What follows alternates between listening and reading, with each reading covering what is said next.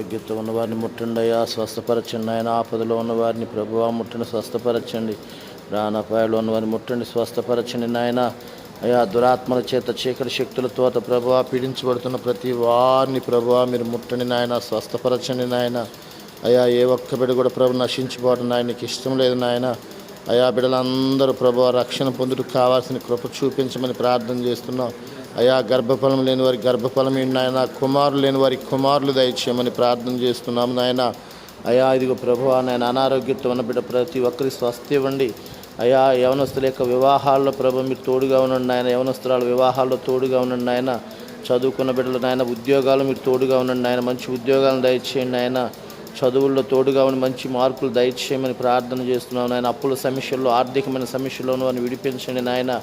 రక్షణ లేని వారికి రక్షణ దయచేయండి నాయన. మారు మనసు లేని వారికి మారు మనసును దయచేయండి అయ్యా. అయా, సంఘ డేరాలను విశాలపరచండి అయ్యా.